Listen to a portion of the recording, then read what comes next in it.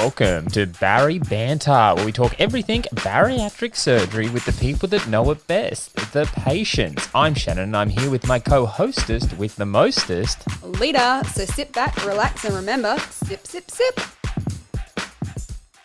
So can our guests hear that intro when they're sitting on the line waiting for us? Yeah, I've always wondered that, like, because I sit here and kind of like sing along to it, like, and they're probably sitting there being like, what the hell is she doing?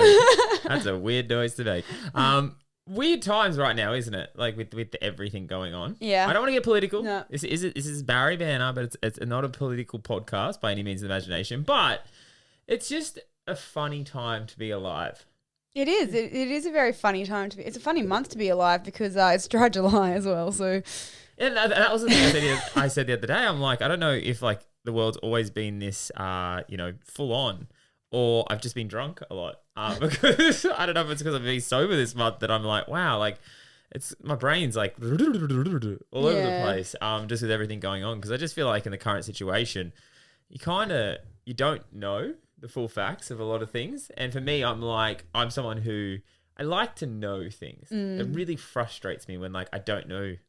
But it's very hard to know what's going on when everybody's so confused and we're getting told so much different information. And it's I said that today when we were at lunch. Like I said, I'm very aware of what's happening, but I'm also very much over talking about it because it's been going. It's been going on for a year and a half now, almost 2 years, and it's just you can't escape it.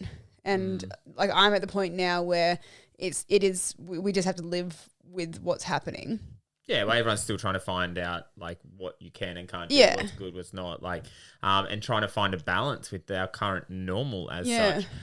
Because and it's also one of those things too. I think we live in a very like a world now where you can have your opinion if it aligns with other people's opinions.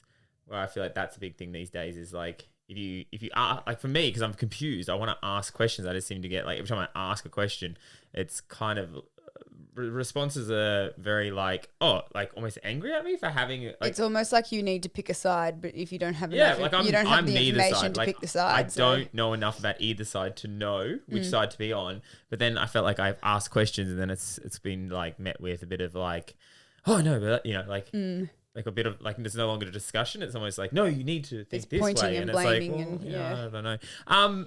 Event next weekend for me. You are going away, aren't you? Yes, next weekend. Yes. I'm meant to be going away. We'll see what happens. Yeah, yes. And I have raced the Roo. Yeah, do it with Amy. So that'd be interesting. That'd be fun. First event in a very long time. I have a belated hens party and a baby shower to go to. So I'm off here adulting whilst you're chasing a kangaroo around a track. You have like a lot of commitments. I looked at the calendar today that you have on the fridge because Alita's one of those people who she has bookmarks for bookmarks. So like she has notes for notes. There's a note over here to remind her of a note over here. So with the calendar, it's fully description. And like I'm one of these people who try to store things in my head, and she's someone who's very practical and like actually likes to not miss stuff. And you have a lot going on.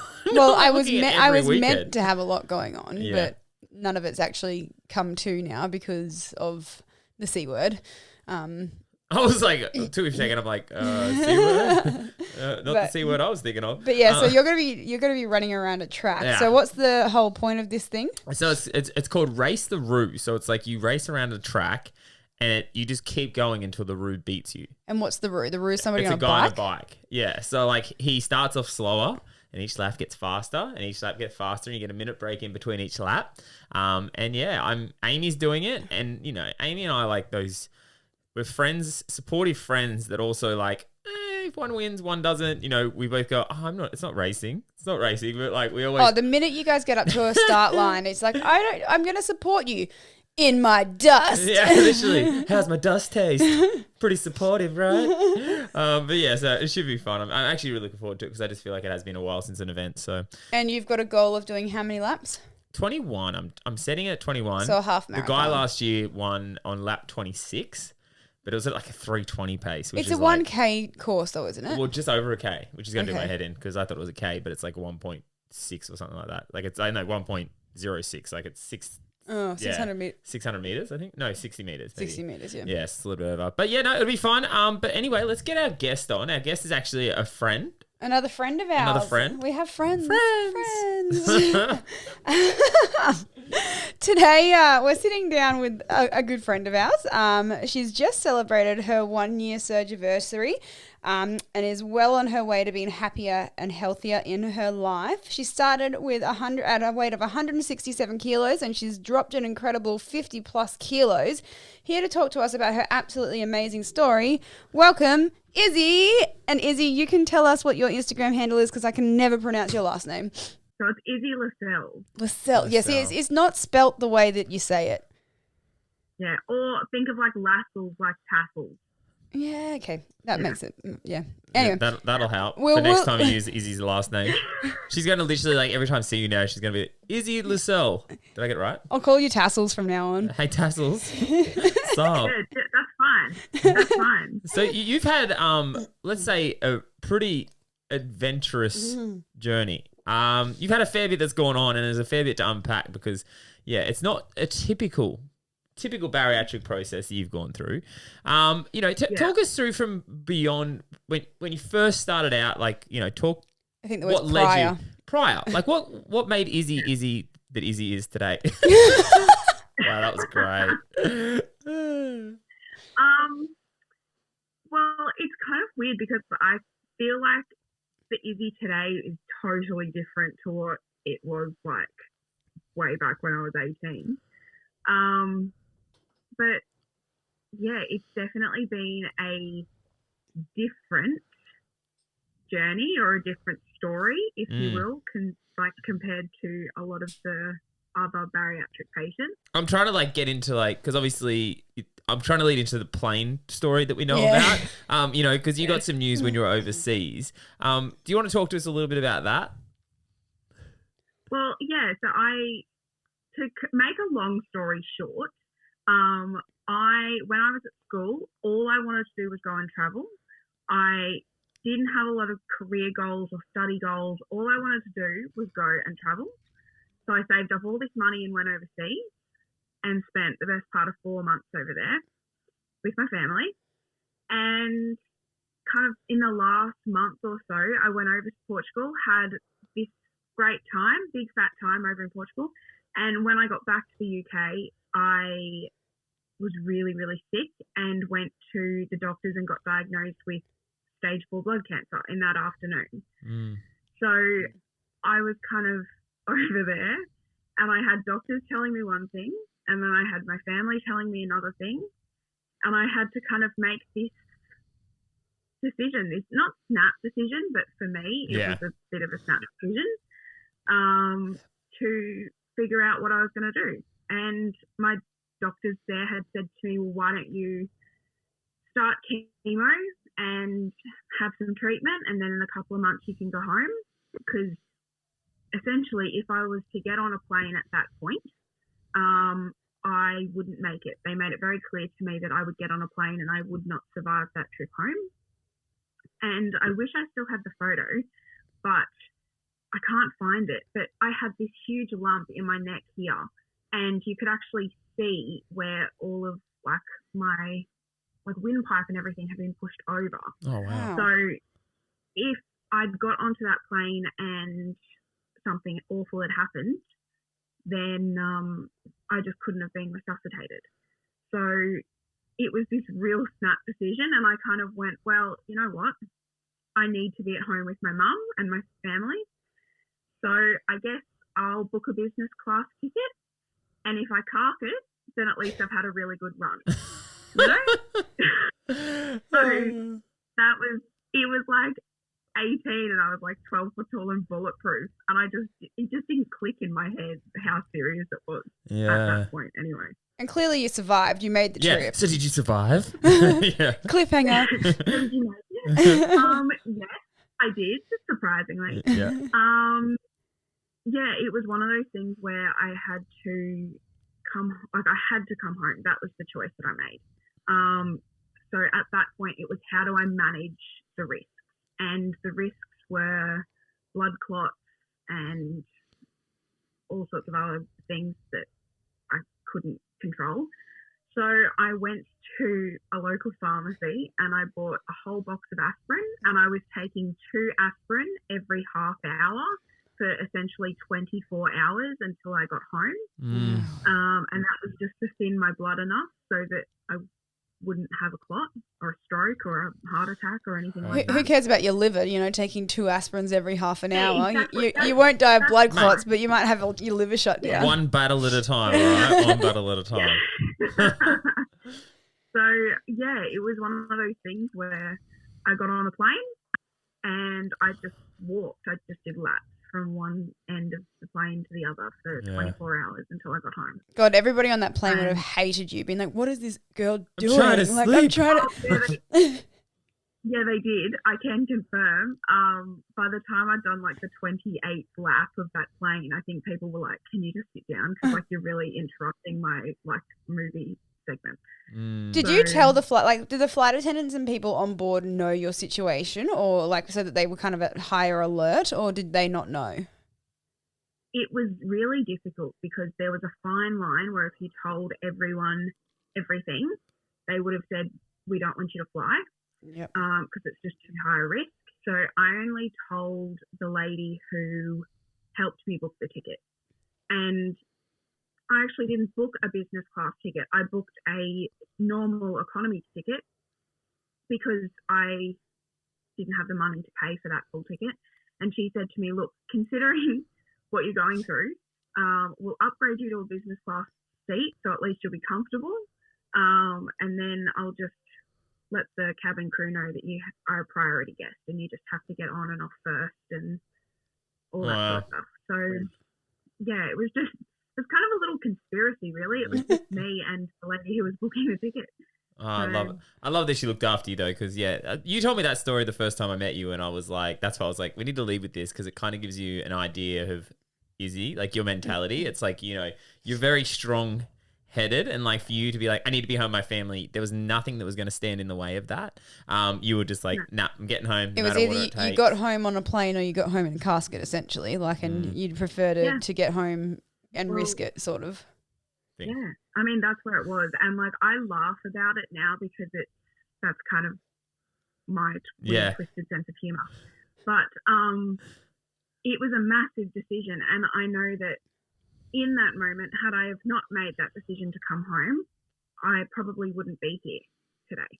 Because based on everything that's happened in the UK and all the stuff with the NHS, I just wouldn't have made it home. So that was my only choice. So it was kind of you just have to do it, have to give it a crack. Yeah. So you've since then, obviously, you've had to go through chemo and all that kind of process to get it under control as much as possible. Did that? How did the whole weight situation go with that? Well, the stereotype that you see in movies and books and everything is someone starts chemo and they become skeletal and they just lose all this weight and all their hair, and that did not happen for me. In fact, the opposite happened to me. I just got really bald and really fat. There was no other way to put it. Because I was having all these steroids and all this medication all day, every day, and I was just eating for all the time because with all the chemo, your body's going through such a strain that it needs all that energy. So it was kind of I just put on so much weight. I put on 67 kilos in 11 months. Wow. Which was, insane. To consider that on the opposite end of the spectrum with weight loss surgery, that's what a lot of patients will lose in the same amount of time. Yeah. So very true. You kind of look at it like that. It went on just as easily as, others people have had the surgery to come off. It was just chemo for me. The first lot was okay, and then the second lot was difficult, and then that very last lot that I had, because I had a stem cell transplant as well, and that was probably the most difficult. My body at that point just wasn't functioning, and I spent the best part of 2 and a bit weeks in ICU, and that last lot, because I've got a pretty positive outlook on everything, and I try to put a positive spin on everything. And that was probably the only time where I really sat there and gone, there's a very good chance I won't come out of this. Oh, wow. I would just like to clarify, both Shannon and I laughed before when you said a bald fat lady. We know Izzy quite well, so we are able to laugh at that. Like, I don't want people to think that we're insensitive. I was going to mention that too. Like, you have a very, what's the word? Statistic humor? Like, what is it where it's like, Izzy's sense of humor is like, she would just constantly, there's not much that is sensitive to her. Like, you know, you take the Mickey out of most situations. So for me, I've heard that before, and it just makes me laugh every time you put it that way, because most people wouldn't put it that way. Most people would be like, oh my God. Like, you know, so I just wanted to clarify. I lost my hair. You're like, I just ended up being bald and fat. Oh, I just can't. So when you feel like I'm allowed to say that because that's just the way I've coped with things over. Like, you have all these horrible things happen, and I just have to put a bit of a spin on it. And it would be different if it would be different if it was us that was like, oh no, Izzy just got bald and fat. Like, it's you that you're talking about, so you're allowed to say those things about yourself, I guess. Knowing Izzy, she would probably find that hilarious. Yeah. Not gonna lie. Like, if you say that. So when you were in ICU that time, was that when you were sort of gaining the weight? And I remember you telling us that you got sat down with a doctor or a nurse, and they pretty much told you to stop being a pity party on yourself, and like the fact that you're gaining weight is okay considering the fact that they're pumping your body through with drugs and all that sort of thing. How are you dealing with going through chemo and doing transplants and all those sorts of things, and mentally putting on all the weight? Like, was that just rock bottom for you, or like what was happening? There was a point where I was in hospital where I struggled just to get out of bed, and that for me was just the lowest possible point. And it wasn't just that I'd gained weight, it was a lot of other things as well.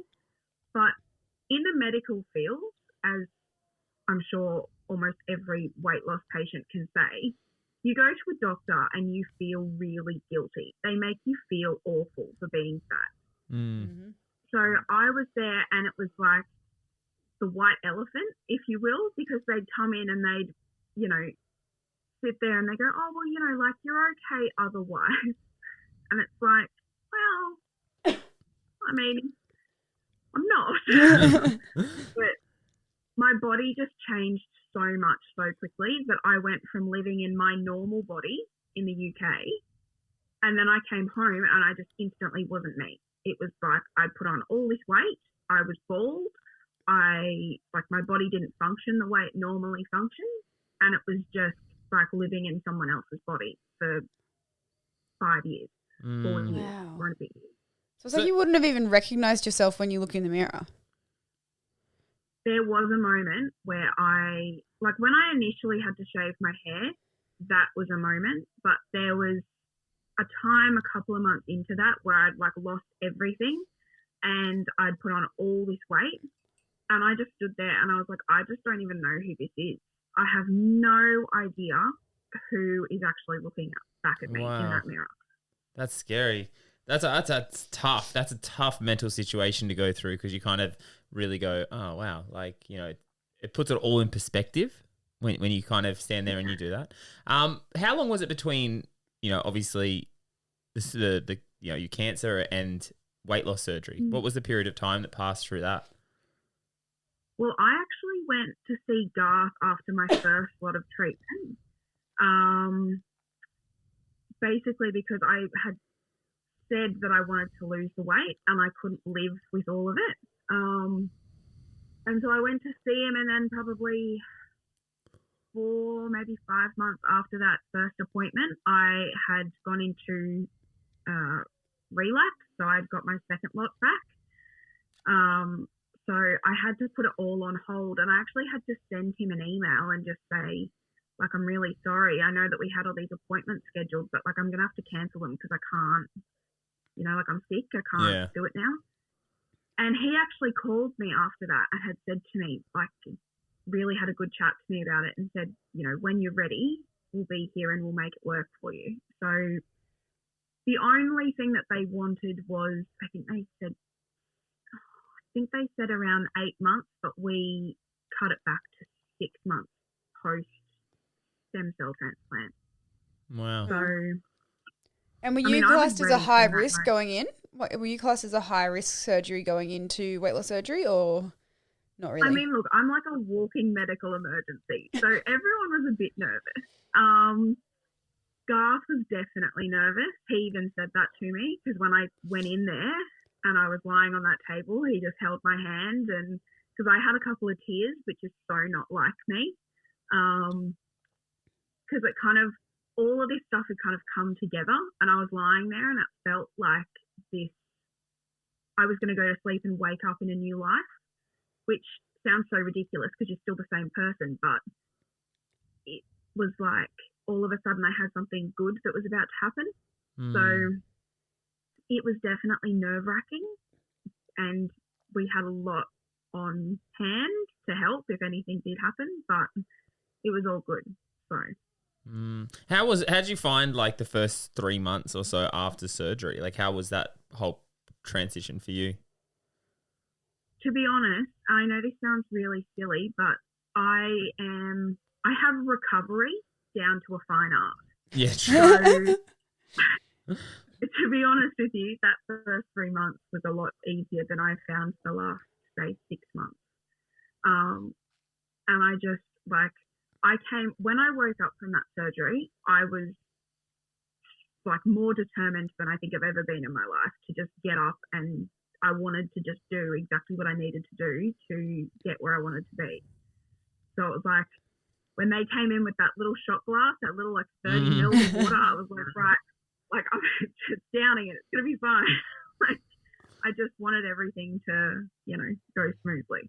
And do you think that you stuck in that first 3 months, that you you followed the plan to a T, and you made the most out of those sort of first 3 to 6 months? You were like, what Shan, you always said that you were a stickler for the rules, and they kind of like played it out. The rule Nazi, yeah. Yeah. Were you much the same? Yeah. I mean, I tried for the first 2 months to be like down to exactly right on the portions and exactly when I should be eating, and it wasn't difficult, but I just needed to give myself a little bit more freedom because I noticed that being so strict wasn't working. Because I was just getting really hard on myself. And I remember actually meeting you guys for a walk on a Saturday morning and just saying, I think I said to you, Shan, I was like, I said, I'm trying my best to stick with these things, but it's really frustrating because I feel like I'm missing this, or if I couldn't eat all of that, or if I couldn't get all my water in, or if I couldn't do this, like I was just beating myself up for things that weren't, in the grand scheme, weren't that important at the time. Yeah, I remember having that conversation because it is one of those things, like when if you want to conquer mountains or like Everest, it's a daunting process to stand at the base and look at it like from the bottom. And I think sometimes like we approach bariatric surgery a little bit like that, where we're trying to like change everything overnight. Like we're trying to be perfect. And I know I personally did that, and I found it really tough because, you're cutting everything out of your life, and it goes from being just this nice little subtle change to literally you just lost everything that you enjoyed in life at the start. And that's kind of what I say to a lot of people, and like with the atomic habits that I always bring up is like the one thing you need to do is it took a long time, like, 20, 30 years to establish these habits. And it needs to be the same thing coming out.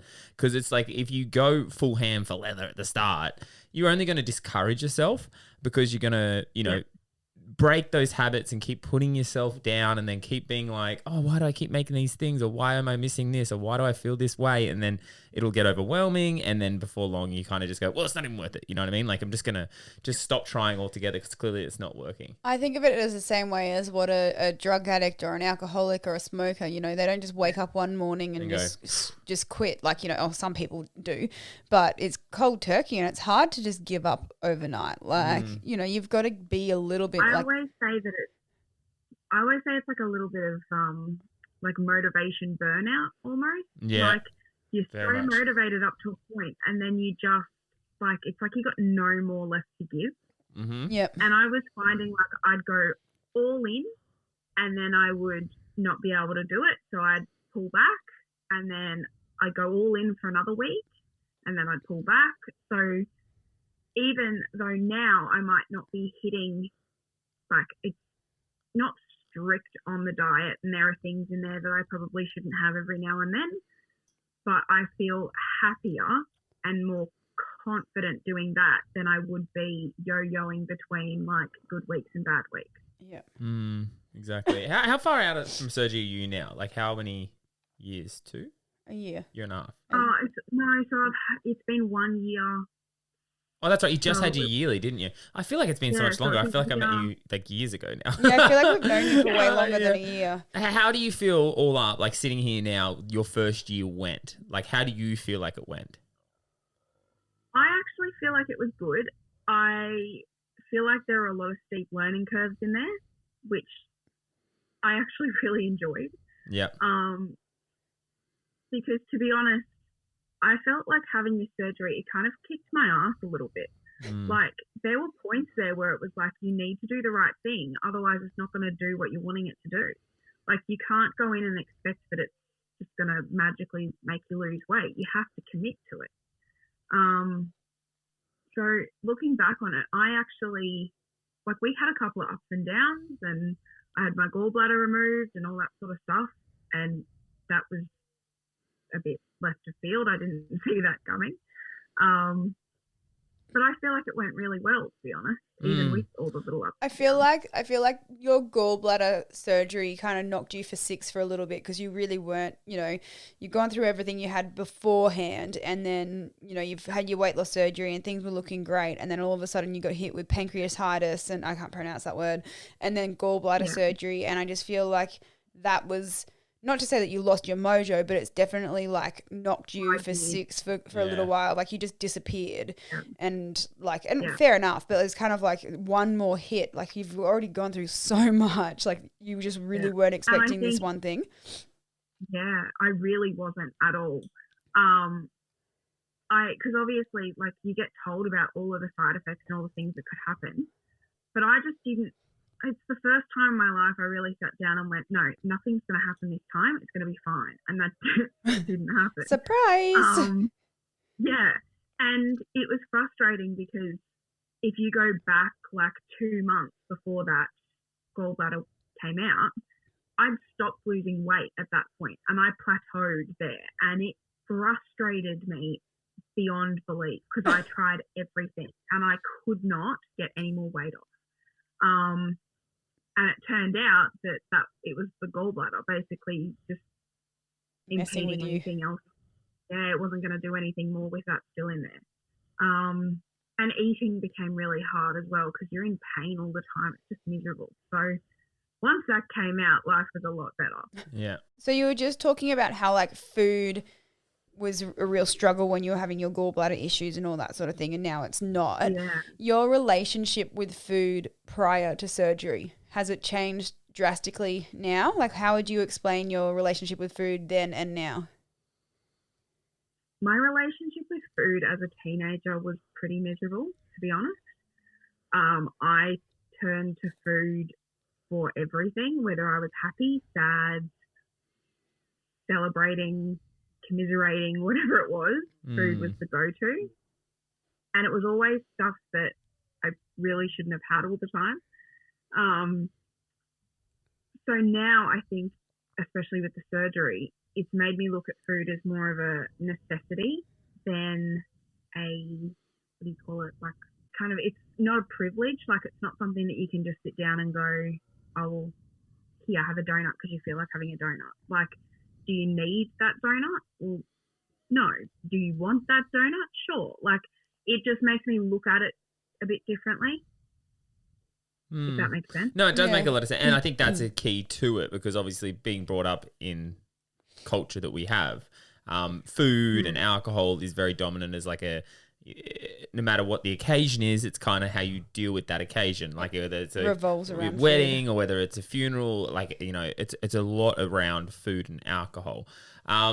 Speaking of which, like I know personally my family has played a big part in why I have certain habits and certain little triggers in my own life. How do you feel like your family and you, how you work with each other when it comes to your food and relationships? To be honest, my family has been really supportive now. There were a few people at the very beginning who looked at it like it was a bit of it wasn't necessary, the weight loss surgery. So they kind of didn't support it as much. But I think it's difficult because you go back to like real childhood stuff where you sit there and you go, okay, well, you're sad as a kid or something's upset you and your parents go, oh, come on, we'll go for an ice cream. Mm-hmm. Or like, and so it's really ingrained. And I know there was a point at school where, like, because all my friends were really quite thin and fit, and they would go and sit down and like smash like a massive meal of McDonald's or KFC, and then they'd go and run, 2 laps or 3 laps, and it just wouldn't affect them the same way that it would affect me, because I would go and have that meal, I wouldn't do the exercise, but then I'd also go home and have dinner.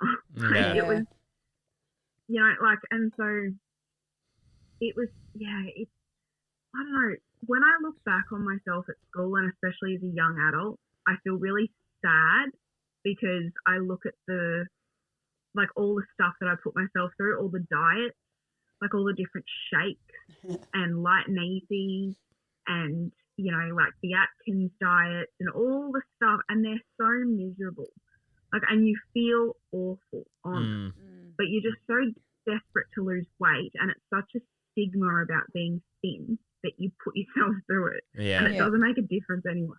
Yeah, because that's one thing, like, obviously with weight loss surgery, it's not meant to be a diet, but you do seem, and I know personally, I found myself falling into, like, restriction mode, like where you restrict yourself, even though that's not what bariatric surgery is meant to be about. It's literally meant to be about finding a new norm, finding a new lifestyle, and finding a good balance. Because, I personally didn't want to ever look at a diet ever again, and that's why I went down this thing, because, like, I just felt like I was on a diet from birth to 30 years old. Like, I was always on a diet.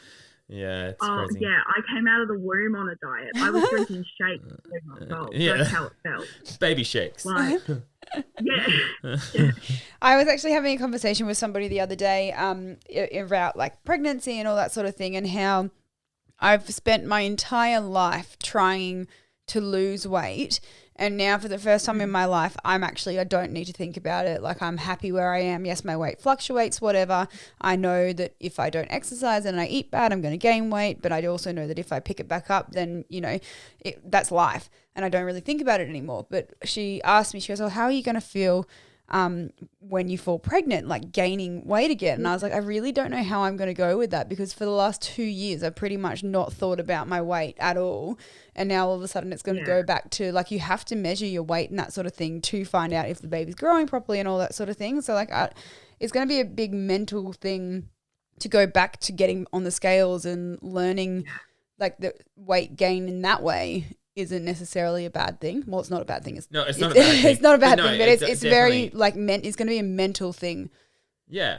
It will be. It's the same as like getting injured or something like that. Like, and being very active and then having to sit down. The same as when you're pregnant, you feel like clothes are getting tighter, which is a trigger. Like, it's a trigger for a lot of bariatric patients. You're like, oh my God, no, it's supposed to be getting looser, not tighter. Because I can't even remember the last time I got on a set of scales. Like, I don't know. I don't even know where our scales are. Oh, they're in there and the battery's dead. I tried to weigh myself the other day for the first time in like a few weeks, and then I was like, of course they're dead. So they're in there.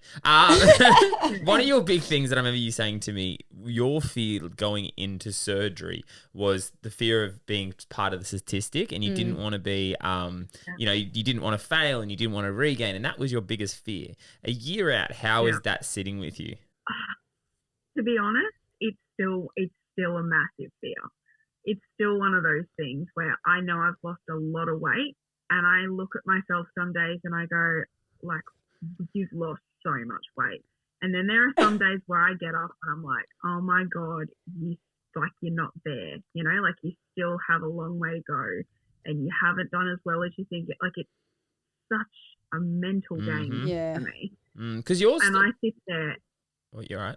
It's just sometimes it's really difficult because that's one of the resounding things when I'm feeling down about anything. I automatically go, you're going to be in that 50%. Like, you're going to be one of those people that, will cut 10 years down the track, you'll be back in a size 20. Like, it's. Yeah, that's a hard thing to, process, especially like, because everyone wants to succeed. And like one thing with you as well, what was your starting weight?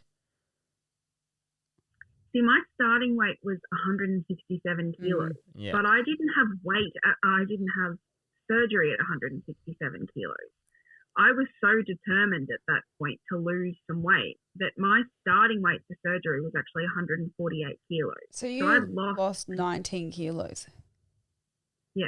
Yeah. Wow. But that's one of the things, like obviously starting at that weight, when you lose 40 or 50 kilos, it's really hard, especially a year out when you're looking at other people who started at say 120 kilos, 110 kilos, and they lose 40 kilos or 30 kilos and they're down to like 80, 90 kilos or whatever it is. And you're sitting there a year out, lost a heap of weight, but it's also almost discouraging because you kind of go, well, I'm now where other people are starting. Like, like I know personally I found that as well, and that got me addicted very much to weight loss because I was like, no, I need to get down to these numbers these other people are at. Where really, like, how have you found that? Have you found that mentally challenging to kind of compare, like that whole comparison side of things? Yeah, it's been hard. You look at, especially on Instagram, like you see a lot of people who have posted or who post things and they're like, you know, at 80 kilos or 90 kilos or wherever, they've hit their goal and they've done that in that year. And I look back on my year and I think I'm not unhappy with where I am. I am really happy and really proud of myself for getting here. But it's still one of those things where I look at it and go, well, that girl who's hit her goal started where I am. Yeah. And I think there's also a little bit of guilt and some shame behind it going, I can't believe that I let myself get to a point where I'm only now at where someone else has started, if that makes sense. Yeah. Yes, it does sound like the more like little things you say, you are very hard on yourself, which isn't a bad thing. Like I think, you know, self-analyzation is a very important part of this whole process, but like being hard on yourself for things that are now out of your control is also, there's no real benefit that can really come from it. Yeah. I actually have this little card which is sitting on my whiteboard right there. And I look at it every day because I sit down and do all my like work here. And it literally just says, stop being so hard on yourself. Like it's one of those things where I have to remind myself all the time. Yeah. And even like when we started CrossFit, that first session I got into the car and I was so proud of myself all of like 10 minutes. And then I went, you know, that shouldn't have been so hard for you. Like you really need to like do something about that. That's pretty Excuse me, you blew our mind. Your depth in squats are insane. Like even the coach was like, do you know how to squat? Oh, nope. Yep, your flexibility is on point. Like, and I'm like, I want to get that low. Damn you. Like, this is the thing though. Like I actually am not bad at CrossFit. I'm not bad at the movement. But like I have to really work on being positive about those things to myself. If that makes sense. I think you need to work on just being more positive about yourself because, like, you know, you got to take those little wins. You've got to take whatever you can because, as you were just talking about before, there's definitely momentum killers when it comes to like progress, and sometimes we could be our own momentum killer because we could literally just put ourselves down and make ourselves feel worse about something, which then goes, well, why am I going to do it if I don't feel like I'm succeeding at it? So, you know, I think you just in all need to appreciate the awesomeness that is Issy. And just from here on in, just high five yourself as much as possible. But like to put it into perspective too, though, like you're a year out and you've lost 57 kilos or something like that, almost 60 kilos in a year. That's you've lost pretty much the same amount of weight as what I have, if not more. Like, so it's just I understand what you're saying. It's a comparison, comparable. Like it would be very hard to mentally think about that though, because as you were saying, and you said it to me a few times after CrossFit and stuff, is that where you are now is where a lot of people started, and it is a very hard mental thing to comprehend. But then if you compare it on the other scale to go, well, hang on a second, I have lost the 60 kilos. Yeah, that's freaking awesome. But the hard thing too is with Issy is because she's that year thing. You know, with the year thing, a lot of pressure's put on guys. If you don't lose all your weight in the first year, you know, the first year's the easiest. So like when you are starting at such a high weight, you kind of there's a lot of emphasis put on like you've got to hit your goal weight within the first year. But when it's just not possible, when you have so much to lose, you kind of look at it and go, oh well, that's it. You know, it's been a year. Like, what am I going to do? And talking when that's not really the case. that is one of those things where you sit there and you're kind of like, oh, well, I've got like 90 kilos in total to lose. You've got to do that in 12 months. Like, I don't know anyone, unless you like, I don't even know what you'd have to do to lose that kind of weight in 12 months. Like, that to me is excessive. Yeah. So, you know, there's that too, like both sides where you sit there, you can't be, you know, frustrated with yourself for not doing something that realistically isn't that possible to do, if that makes sense. No, 100%. Like I lost 60 in the first year and 30 in the second year. So like that's, you know, right there, you know, I lost the 90, but it was over 2 years, not 1 year. So for anyone who's like putting a lot of pressure on themselves to lose the 90 kilos in a year, I lost 60 in the first year, and a lot of decisions I made around food weren't the best, purely because I was basing a lot of what I ate and a lot of what I did on weight loss. And weight loss can be a lot of different things, muscle, fat. And so, you just need to understand it's not the first year. Like something I've noticed with you, Izzy, and I was going to give you prompts for is, yes, you came and ran with this, and then you've lost a little bit of momentum, and then you've come back and you've started going to CrossFit. So like you are constantly... You know, you're not just going, oh, this is too hard. Like you're finding other things. You're setting the bar. Like you kind of keep pushing forward. And that's what it's all about. These little habits such as like coming to 5K your way, or doing parkrun, or going and doing CrossFit, and implementing these habits are the things that are going to see the weight keep coming off for year one, year 2, year 3.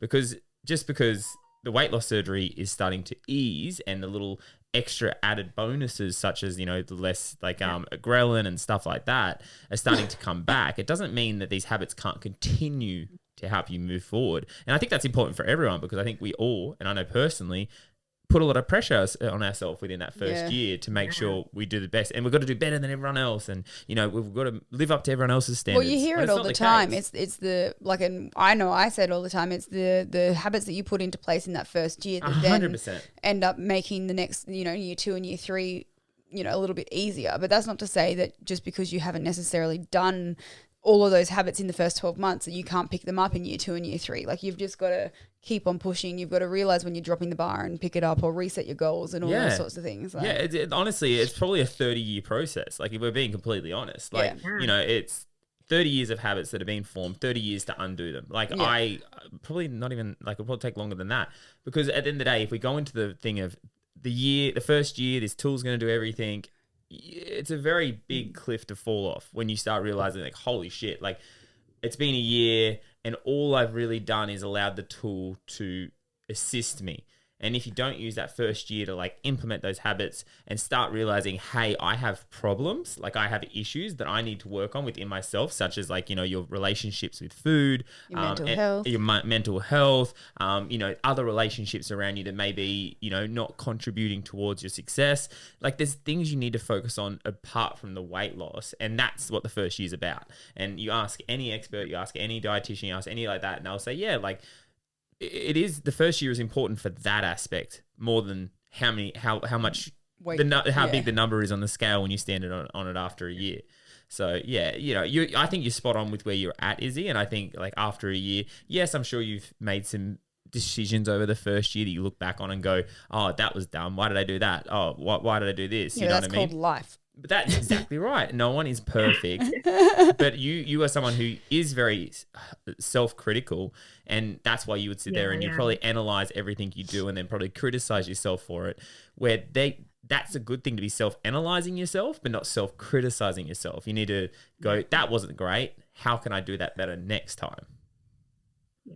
To be honest, I'm actually kind of excited for the second year, because I feel like the first year was a lot of trial and error.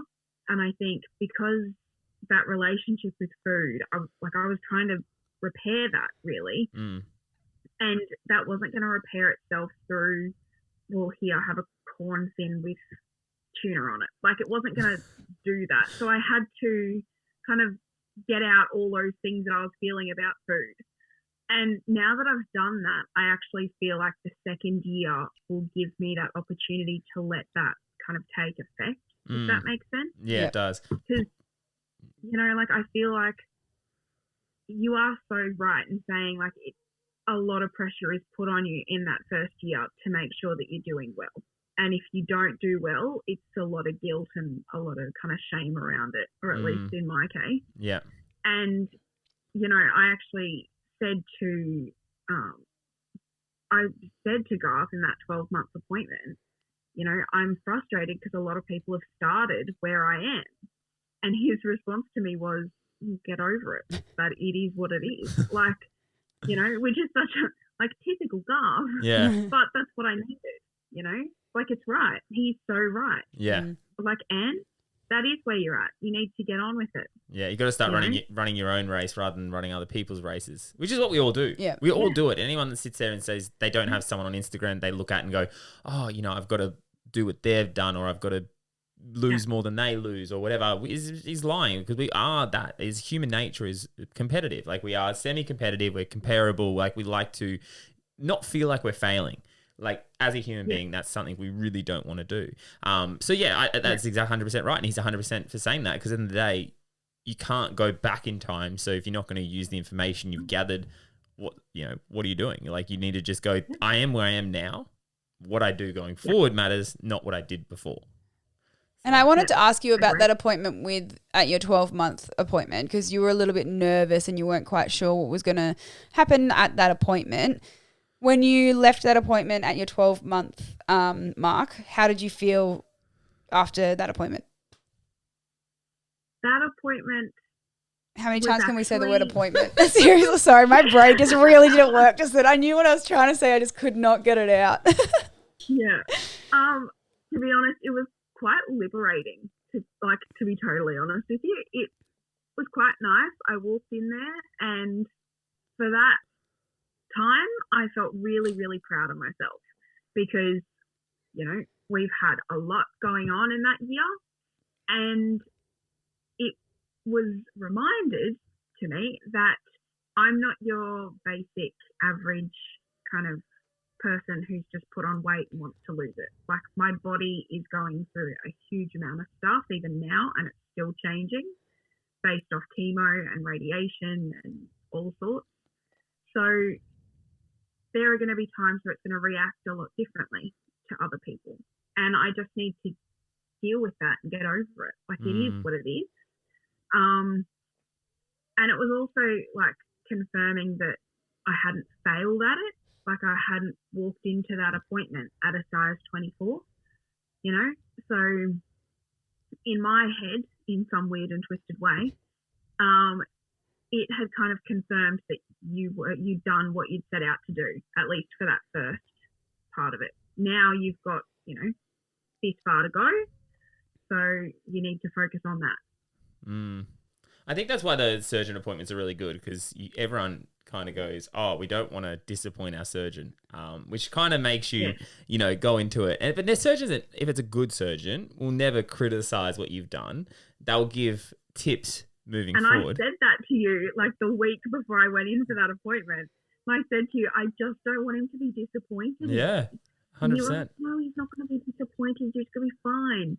And even walking up the stairs, I was like, I've not hit the goal. Like, I've not done this. I've not done that. Like, but it's one of those things where it's just, it's life. It doesn't matter what you do. You just kind of have to roll with it the way it goes. Oh, you roll with the punches. Choices. Yeah. 100%, because you can never go back. You can only go forward. So what's the point in sitting there and, like, you know, and that's what we just talked about before. It's like, you just need to play the cards you dealt, and you can either sit and waste more time stressing on the things you've done, or you can just go, I'm going to spend this time going forward to do the things I should have done in the first place, or like change the things I should have changed, or just continue in the motion that I'm already going on. Because no good comes from something you can't change. And talking about going forward, what are some of the big plans, big goals for Issy in the future? Well, to be honest, going into this surgery, one of the big things I wanted to do was travel. And even back, like, when I was 18, traveling was a massive goal. That's all I wanted to do. So this surgery has kind of enabled me to go off and do a massive trip, and that massive trip is to drive around Australia. Yeah. So without having had this surgery and without being fitter than I was 12 months ago, I would never be able to do that. So that's a really big one, and that ties into a lot of the cancer stuff because it's kind of like, you know, life's too short, you know, have dessert first, if you will. Yeah, totally. Not literally, but you know, yeah, metaphorically, yes, yes. metaphorically. Yeah. So I'm going off to do that trip, so it'll be a full lap, hopefully with COVID permitting. But with weight, like in terms of weight loss, I've got another 30 kilos to lose, and I would like to have lost that 30 kilos by this time. What was it? Not next year, the year after. So for the 2-year mark. Yep. Yep. No, great goals. And this question always stumps people because we put them on the spot. But what would be one piece of advice you would give to somebody just starting out? Oh, be kind to yourself. Just be kind and just let it roll. Yep. Like, it's just one of those things. There are going to be days where you will get up and it will not go the way you planned it, and it will not go well, and that's okay. Yeah. You know, just take the losses with the wins, if that makes sense. Oh, it does. And trust, yeah, that plays into the trust the process, and like, you know, just don't be hard on yourself, because there's no good comes from being hard on yourself. I think you need to swallow some of your own advice, Missy. Stop being so hard on yourself. Yeah. Well, it is funny that you say that, because it's one of the things that I had to work with a psychologist for, was to really push in being nice, you know, to me. Yeah. I'm so nice. Yeah, you're nice to everybody else, but you're obviously just not nice to yourself, Missy. Yeah. I think it's also one of those things where, I don't know if everyone else has this, but when I was at school, you know, especially if you get bullied or people would make fun of you, to kind of counteract that, I would always get in first, because if I'd already made the joke, they couldn't.